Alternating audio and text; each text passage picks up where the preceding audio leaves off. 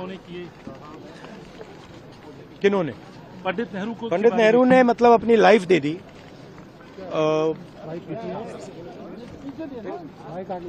Life दे दी हिंदुस्तान के लिए, सालों जेल में रहे। अमित शाह जी को शायद हिस्ट्री नहीं मालूम, वो तो मैं एक्सपेक्ट ही नहीं कर सकता हूं कि उनको हिस्ट्री मालूम। वो तो हिस्ट्री को रीराइट करते रहते हैं। ये पूरा का पूरा डिस्ट्रैक्ट करने का है। बेसिक इशू जाति जनगणना और जो भागीदारी है इस देश की, जो धन देश का है, वो किसके हाथों में जा रहा है, ये मेन इशू है।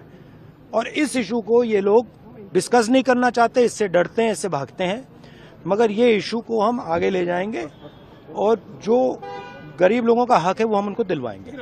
ठीक है, ये सब ये नहीं बिल्कुल नहीं बिल्कुल नहीं निकाला। छत्तीसगढ़ के अंदर ट्राइबल दिया वहाँ ओबीसी, आपको लगता है आप लोग मैंने सुनिए देखिए, हमारा भी ओबीसी था, इन्होंने ओबीसी दिया, ठीक है, वो इशू नहीं है। सवाल ये है कि स्ट्रक्चर के अंदर कितनी भागीदारी है। प्रधानमंत्री ओबीसी हैं, मगर सरकार को 90 अफसर चलाते हैं।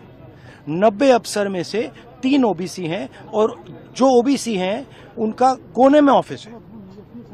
तो मेरा पॉइंट है कि सरकार का सिस्टम, हमारा इंस्टीट्यूशनल सिस्टम जो है पूरा का पूरा, उसमें ओबीसी की कितनी भागीदारी है, दलितों की कितनी भागीदारी है, आदिवासियों की कितनी भागीदारी है, ये हिंदुस्तान के सामने मेन सवाल है। और ये मुझे बोलने दीजिए, आपसे सवाल पूछा तो बोलने दीजिए। हाँ, ये मेन इशू है।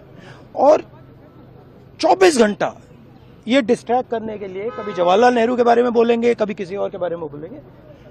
बात भागीदारी की है। Thank you. उसमें उन्होंने, समीक्षा ने यह भी कहा कि भारत